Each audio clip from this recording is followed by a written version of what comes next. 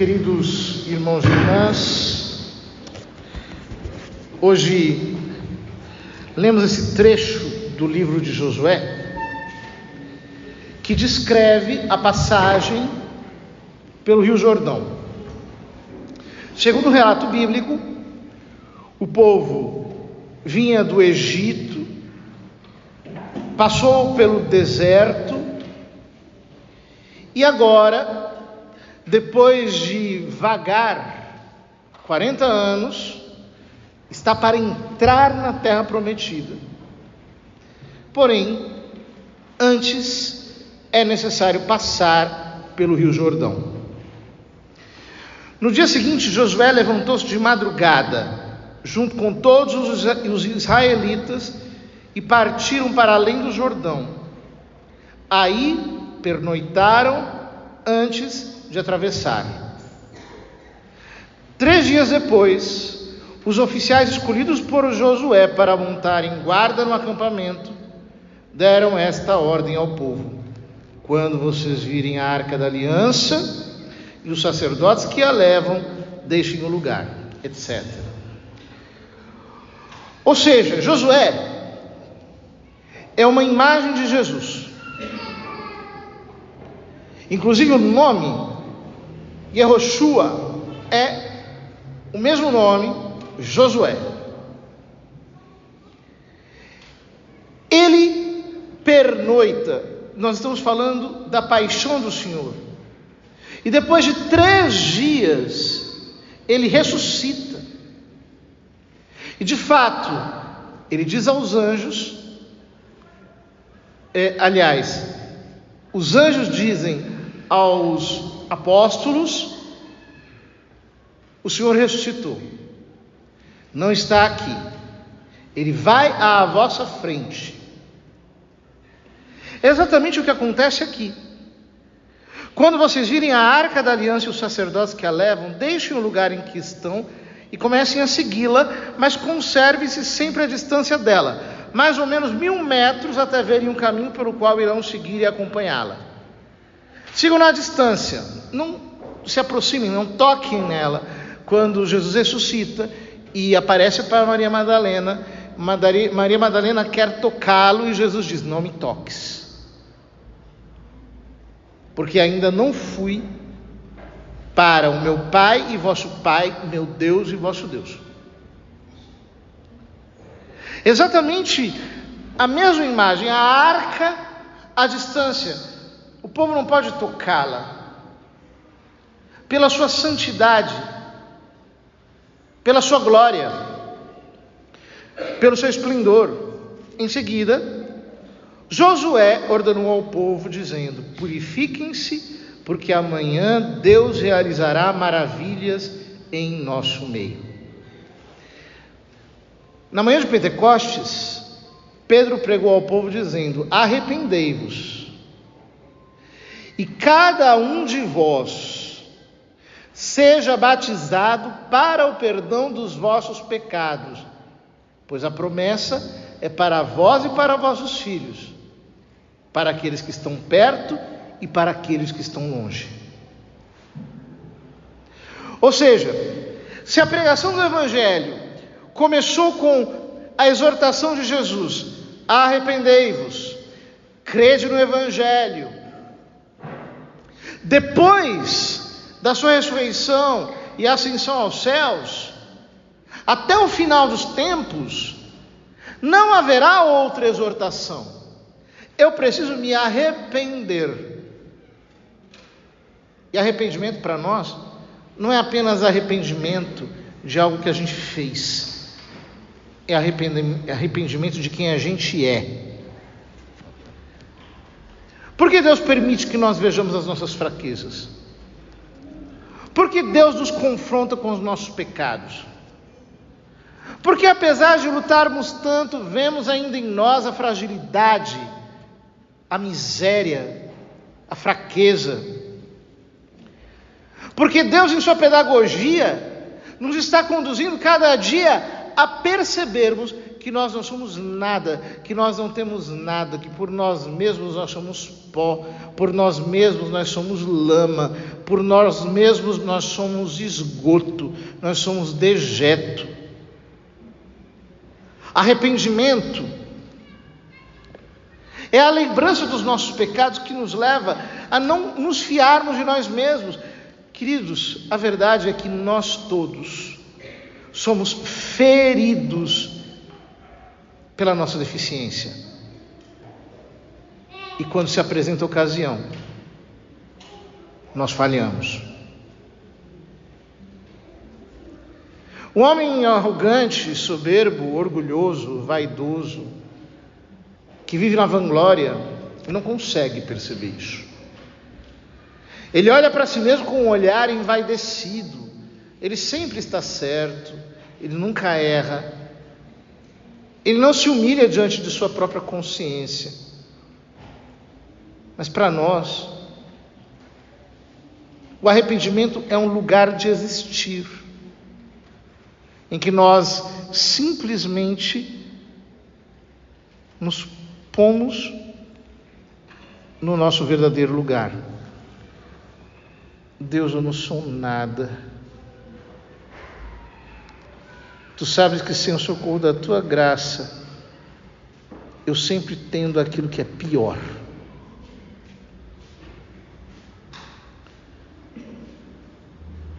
Ao sacerdote Josué disse: levem a arca da aliança à frente do povo.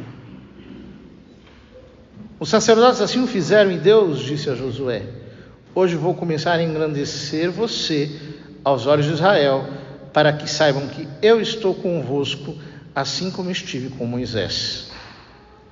Quanto aos sacerdotes, disse Deus: levem a arca da aliança, e ao chegarem à beira do rio Jordão, fiquem parados ali. Vejam, apesar de nós sermos pecadores, apesar de nós sermos falhos, Deus nos ama de verdade. Isso significa que de muitos perigos nos tem livrado o Senhor. Maravilhas Ele tem feito por nós. Não por causa de nós, mas por causa dEle. Aquele que tem um compromisso com Deus, Deus tem um compromisso com ele. E acontece que muitas vezes nós erramos, nós cometemos equívocos, nós somos fracos, mesquinhos, maldosos, ruins. E mesmo assim, Ele não se cansa de continuamente querer engrandecer o nome dEle em nossa vida. Saiba, você vai receber o milagre de Deus não por sua causa, mas porque Ele é Deus. Não por causa de quem você é, mas por causa de quem Ele é. É por amor ao nome dEle, à santidade dEle, à fidelidade dEle, que Ele olha para você e diz: olha, eu estou vendo fé no teu coração. Eu sei que o teu amor por mim ainda é frágil, fraco, que se esvai na primeira tentação, mas Ele é verdadeiro. E eu olho para o teu amor, eu olho para a tua fé e digo: seja feito conforme tu crês, conforme a tua medida de fé. Como Deus é maravilhoso, a tal ponto de, pela sua graça, nos resgatar, nos puxar para um lugar seguro, para nos fazer viver da vida dEle, apesar de nós sermos pecadores. Os sacerdotes fizeram como Deus lhes havia mandado, e Josué disse ao povo: aproxime-se para ouvir as palavras de Deus. Assim vocês saberão que Ele está vivo em nosso meio e afastará de vós todos os seus inimigos. Quando você se arrepende e escuta a palavra de Deus, como você está fazendo aqui essa noite, você abre os seus ouvidos para ouvir Deus falando com você. O que acontece, querido, é que, como diz São Paulo, a fé vem pelo ouvir a palavra de Deus. A palavra entra pelo teu ouvido e gera fé no teu coração. A palavra entra no teu espírito e o fecunda com graça. Assim como para nós é necessário que nós usemos matéria-prima para fazermos qualquer coisa. A matéria-prima deste ambão é madeira. A matéria-prima deste círio é cera. A matéria-prima de Deus é a fé. Tudo o que Ele tiver que fazer na sua vida, Ele o fará a partir da fé que Ele mesmo gerou em você pela pregação da palavra de Deus. Mas não apenas isso. Ele não apenas produz fé para a cura, fé para a libertação, fé para que você possa vencer obstáculos, fé para que você tenha respostas concretas na sua vida, mas Ele diz: Ele está vivo em nosso meio e afastará de vós todos os seus inimigos. Deus está afastando todos os seus inimigos essa noite. Ele está movendo as potências do inferno para longe de você. Ele está quebrando palavras de maldição. Ele está removendo os julgos que estejam sobre a sua vida. Palavras que de alguma maneira travaram o seu crescimento, o seu progresso. O Senhor é suficientemente poderoso para remover tudo isso e fazer com que a sua vida ande de acordo com a sua vontade. Se você estiver com a sua vida paralisada, creia, Deus está mexendo em tudo. Ele é suficientemente poderoso para te atravessar do deserto para o outro lado do Jordão. É Ele quem faz isso, não é você. A sua parte consiste apenas em crer e obedecer.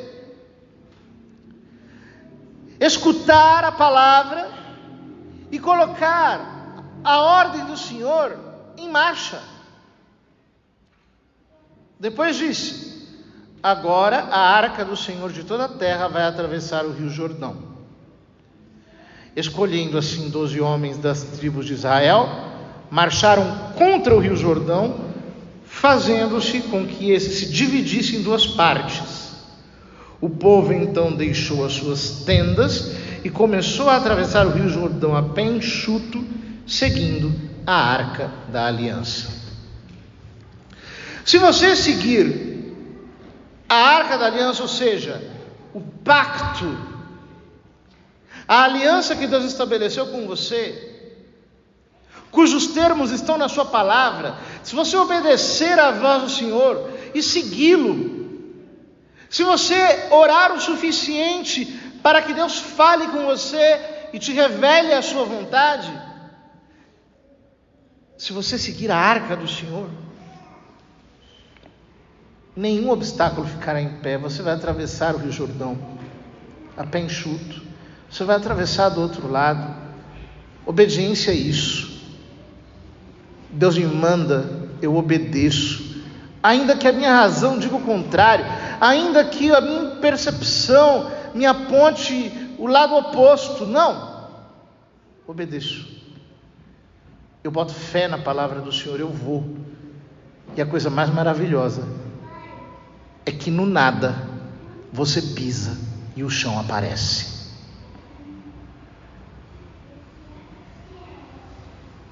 A força da aliança que Deus tem conosco é incomensurável. Nada pode revogar aquilo que Deus estabeleceu como um pacto eterno. Quando nós, sacerdotes, levantamos o cálice na consagração da missa, nós dizemos que é o cálice da nova e eterna aliança, porque no sangue de Jesus nós somos incluídos numa aliança eterna, que não há demônio, não há carne, não há mundo que possa revogar. Essa aliança eterna, pela qual eu sou filho de Deus em Cristo, Ele, que sendo filho de Deus, se fez filho do homem, para que nós, que somos filhos dos homens, nos façamos filhos de Deus pela fé, mediante o batismo. Portanto, apenas obedeça à vontade do Senhor. Apenas faça aquilo que Ele colocou no seu coração. Na medida em que você for fiel a essa aliança, a fidelidade de Deus será a tua cobertura em toda e qualquer dificuldade. Porque Ele não perde batalhas. E Ele é fiel para terminar a boa obra que Ele começou em nossa vida.